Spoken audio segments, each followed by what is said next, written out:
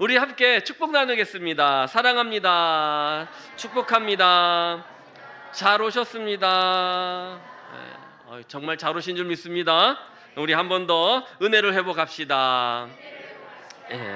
지난 한 주간 우리가 여름 사역을 위한 준비 기도로 이렇게 모였어요. 은혜 시간이었고 우리 기도가 응답된 줄 믿습니다. 또 말씀 중에 이 나만 장군에 대해서 이야기를 했어요. 그렇죠? 그래서 나만 장군이 자기가 걸린 그 한센병을 낫기 위해서 7번 요단강에 들어가는 그 과정 중에 그가 결국은 병을 고쳤지만 그 과정에서는 실패할 요소들이 많이 있었다라는 것이죠. 그래서 우리가 그 은혜를 받는, 그 병 고침을 받는 데에 실패할 수 있는 그 요소들에 대해서 우리가 경계하는 시간을 가졌고요. 그 다음에 아람과의 전쟁에서 그 4명의 그 환자들이 문둥병자, 한센병자들을 통해서 하나님께 쓰임 받는 자들은 어떤 모습이어야 되는가를 이렇게 마지막 2시간 우리가 살펴보았어요. 그렇죠? 네. 네. 그 말씀에 연속으로 오늘은 예수님께 고침받은 10명의 그 한센병 환자들의 모습을 통해서 은혜 받는 방법에 대해서 말씀을 드리려고 합니다. 오늘 우리가 함께 성경 한번 읽어보도록 하겠습니다. 제가 봉독해 올리겠습니다. 오늘은 자막이 없는 주일이라서 여러분들이 성경을 찾으셔야 됩니다. 누가복음 17장 11절부터 19절에 있는 말씀입니다. 누가복음 17장 11절부터 19절에 있는 말씀 제가 봉독해 올립니다. 예수께서 예루살렘으로 가실 때에 사마리아와 갈릴리 사이로 지나가시다가 한 마을에 들어가시니 나병 환자 10명이 예수를 만나 멀리 서서 소리를 높여 이르되 예수 선생님이여 우리를 불쌍히 여기소서 하거늘 보시고 이르시되 가서 제사장들에게 너희 몸을 보이라 하셨더니 그들이 가다가 깨끗함을 받은지라. 그 중에 한 사람이 자기가 나은 것을 보고 큰 소리로 하나님께 영광을 돌리며 돌아와 예수의 발 아래에 엎드리어 감사하니 그는 사마리아 사람이라. 예수께서 대답하여 이르시되 10사람이 다 깨끗함을 받지 아니하였느냐? 그 9은 어디 있느냐? 이 이방인 외에는 하나님께 영광을 돌리러 온 자가 없느냐 하시고 그에게 이르시되 일어나 가라 내 믿음이 너를 구원하였느니라 하시더라. 아멘. 이제는 문둥병, 나병이라는 말 대신에 한센병이라고 이렇게 말해야 됩니다. 성경에는 이제 나병으로 이제 기록이 되어 있는데요. 문둥병이나 나병이라는 용어에 깃든 그 사회적인 그 차별과 낙인 때문에 이제 사회에서 이렇게 이야기를 했죠. 우리가 그런 차별을 없애고 인권을 보호하자. 그래서 의학적인 용어로 쓰자. 그래서 한센병. 그래서 이 병을 발견한 독일 의학자 한센의 이름을 따서 한센병이라고 짓자 이렇게 통일을 했습니다. 그래서 뭐 문둥병이라고 해도 되고 나병이라고 해도 되지만 오늘 저는 이제 방송에 나가기 때문에 한센병이라고 이렇게 지칭하도록 하겠습니다.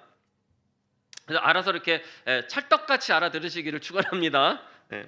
어쨌든 한센병을 차별하고 천대했던 것이 동서고금을 막론하고 같았던 것 같습니다. 본문에도 한센병자들이 10명이나 등장합니다. 이들도 대중들과 격리되어야 됐고 그 다음에 심지어 사람들하고 가까이 대화하지도 못했어요. 왜냐하면 이들은 어떤 사람들이었다고요? 부정한 사람들이라 라고 제가 말씀드렸죠. 그래서 자기가 다닐 때는 부정하다 그리고 다녔다 그랬어요. 그래서 사람들이 가까이 오지 못하게 이렇게 했다라고 제가 말씀드렸죠. 그리고 또 그렇게 가까이 하지 못하도록 율법으로 금했다라는 것입니다.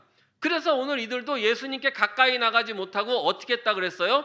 멀리 서서 큰 소리로 외쳐가지고 뭐라 그랬어요? 예수 선생님이요, 예수 선생님이요. 어떻게 해요? 우리를 불쌍히 여겨주소서라고 그렇게 간구했다라는 것입니다.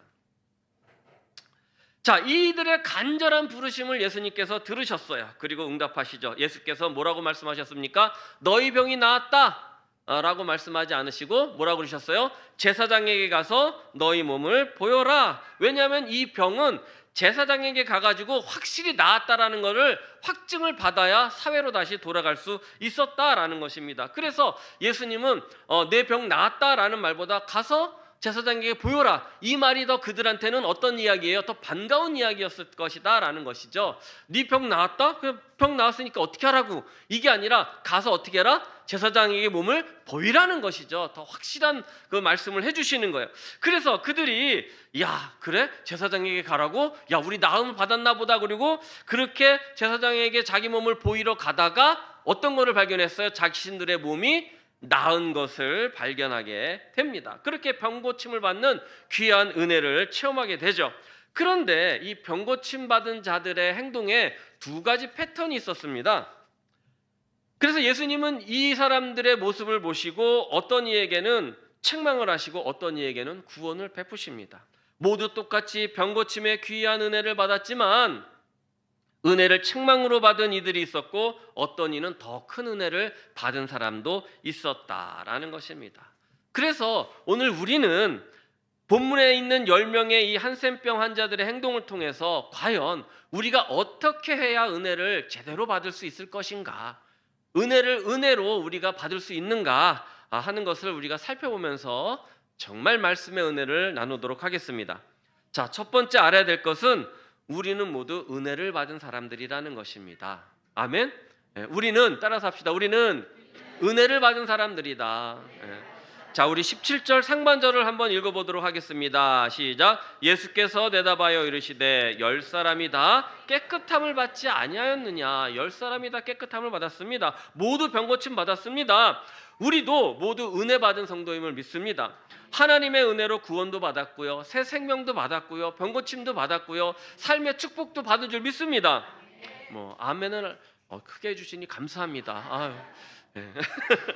이 은혜는 거저 주신 게 아니에요. 거저 주신 게 아니에요. 우리는 거저 받았지만 거저 주신 게 아니다라는 것입니다. 그 은혜를 베푸시기까지 우리 주님께서 십자가에서 피 흘리셨음을 우리는 기억해야 됩니다. 그래서 고린도전서 6장 20절 말씀 다 같이 읽어보도록 하겠습니다. 시작. 값으로 산 것이 되었으니 그런즉 너희 몸으로 하나님께 영광을 돌리라. 값으로 샀다 그러셨습니다. 값으로. 무슨 값입니까? 예수님의 피값이라는 겁니다. 선물도 그렇죠. 선물도. 받는 사람은 어떻게 받아요? 어우 뭘 이런 걸 다 주냐고. 그죠? 괜히 기분 좋으면서 이런 걸 다 주냐고. 안 가져와도 되는데 하면서 받아요. 그런데 주는 사람은 그 사람을 위해서 선물을 사기 위해서 돈을 써야 돼요. 그렇죠. 시간도 가서 쪼개야 됩니다. 가가지고 선물을 고르면서 이 사람이 마음에 들지 안 들지를 어떻게 해요? 생각해야 되는 마음고생도 하더라는 것입니다. 이거 왜 하고 있는 거예요 도대체? 그죠? 그래서 정말 이 받는 사람도 이 사실을 안다면 그 선물이 크고 작음에 있는 것이 아니라 그 사람이 이 나를 위해서 이 선물을 가져왔다라는 그 자체로 어떻게 해야 될 수 있어야 돼요? 감사할 수 있어야 된다라는 것입니다. 여러분, 하나님의 은혜도 마찬가지예요. 귀하게 받으셔야 됩니다. 감사함으로 받으셔야 됩니다. 이 은혜를 헛되이 받으면 안 된다라는 겁니다. 받은 선물을 감사치 않고 아무 곳에 처박아 둔다면 주는 이가 어떻게 이렇게 왔다가 내가 준 선물이 저 구석에서 먼지 구덩이 속에서 이렇게 처박혀 있어요. 그럼 기분이 좋을까요? 나쁠까요? 다음에 그 사람한테 선물을 줄 생각이 있을까요? 없을까요? 없다라는 겁니다. 은혜를 은혜로 받을 수 있어야 된다라는 것입니다. 우리 따라해 보겠습니다. 은혜를 은혜로 받자. 고린도후서 6장 1절 함께 읽어보도록 합니다. 시작. 우리가 하나님과 함께 일하는 자로서 너희를 권하노니 하나님의 은혜를 헛되이 받지 말라라고 말씀합니다. 자, 그런데 본문에 보니까 은혜를 헛되이 받은 사람들이 있다라는 것입니다. 우리 누가복음 17장 17절 하반절 한번 읽어보도록 하겠습니다. 예수님이 말씀하십니다. 그 아홉은 어디 있느냐?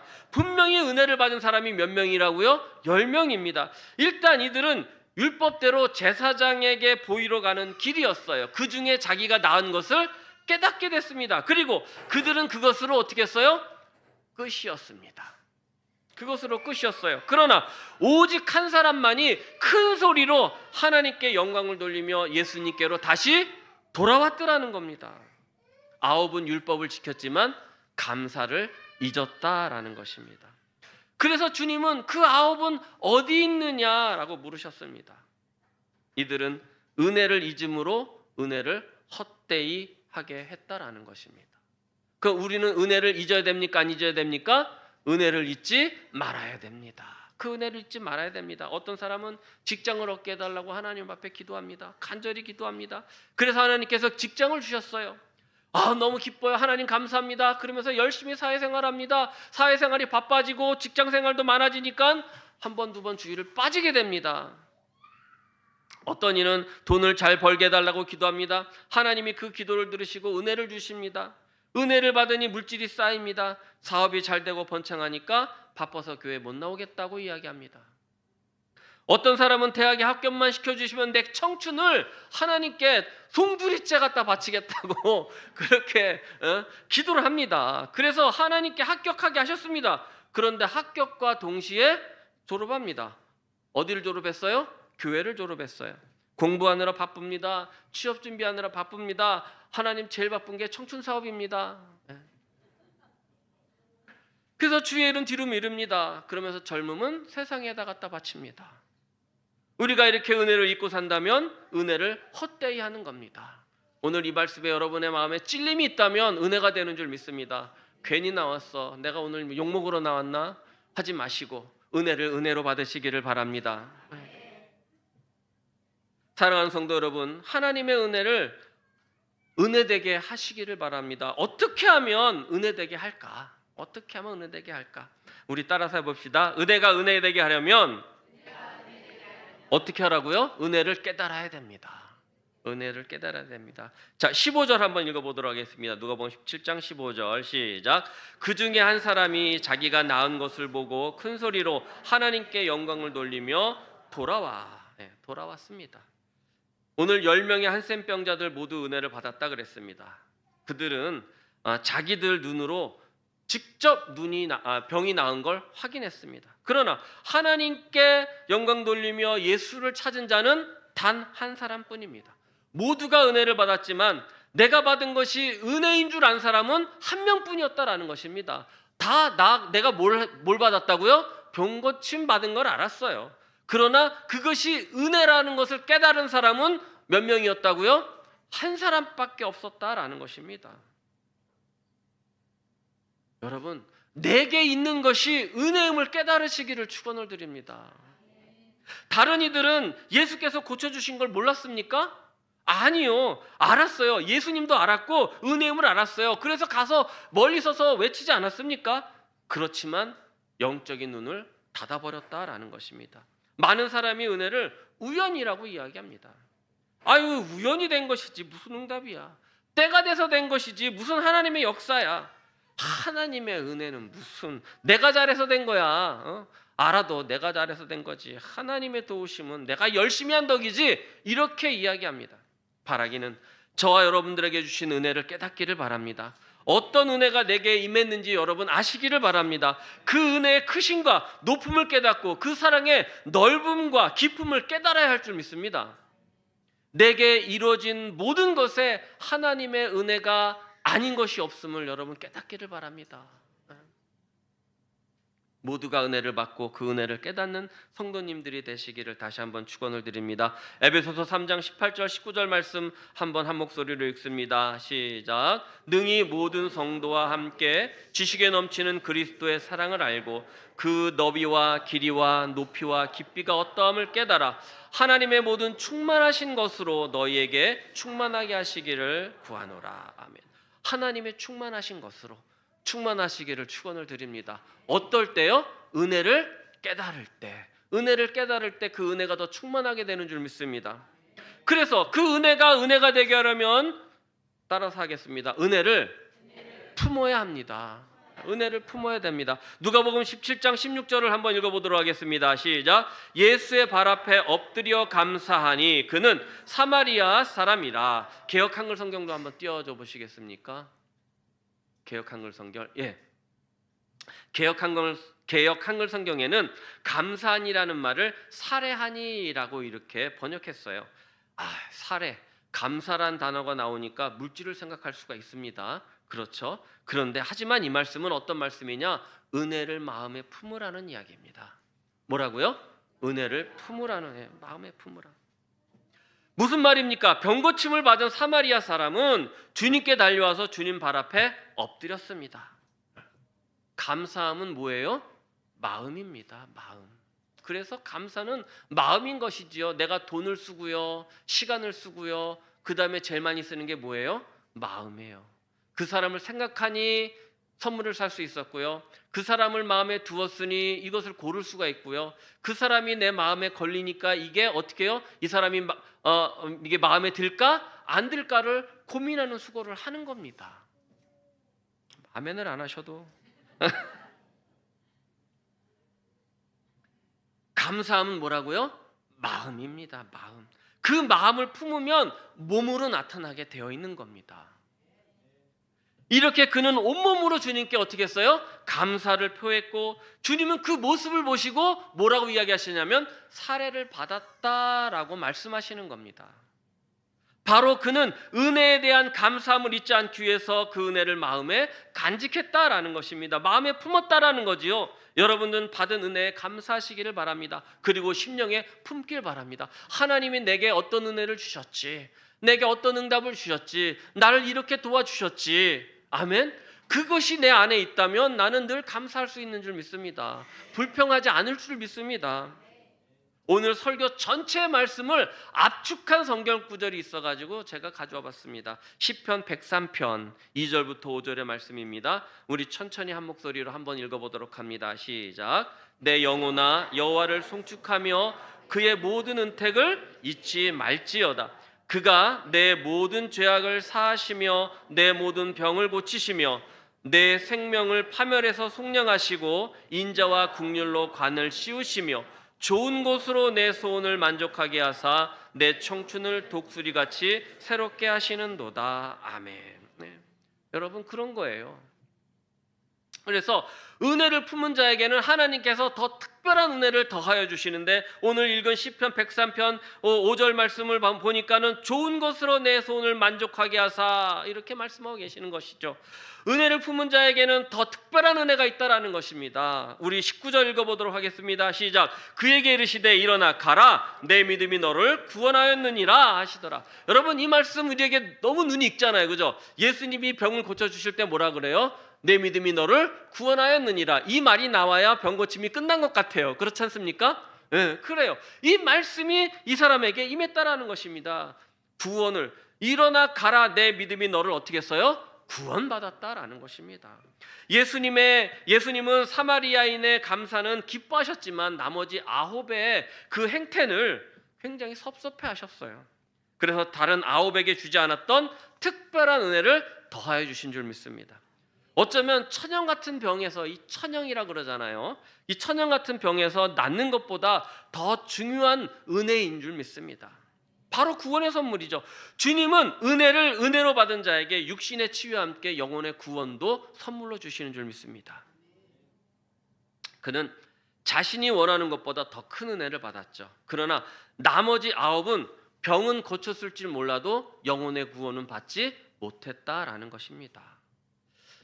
정말 그들에게 필요한 것이 육신의 질병을 고치는 것이었을지는 모르겠지만 그 삶의 가장 중요한 것은 무엇이냐? 영혼의 구원이라는 것을 깨닫지 못했다라는 것입니다.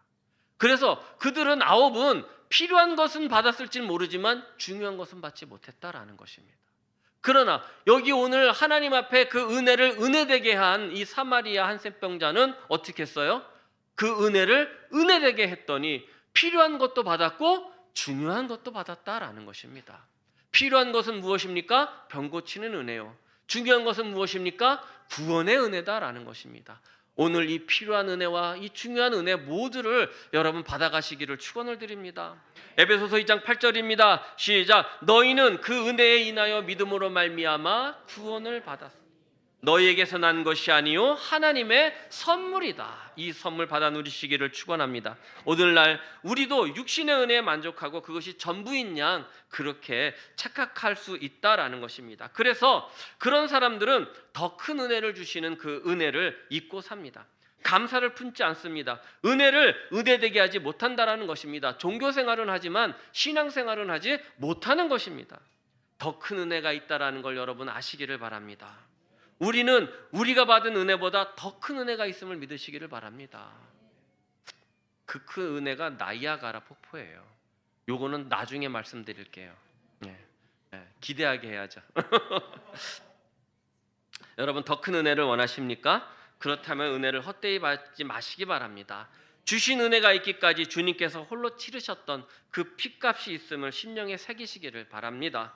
또 받으신 은혜가 어떤 것인지를 깨달아야 됩니다. 우리에게 어떤 은혜를 주셨는지 조용히 묵상하는 시간을 가져보시기를 바랍니다.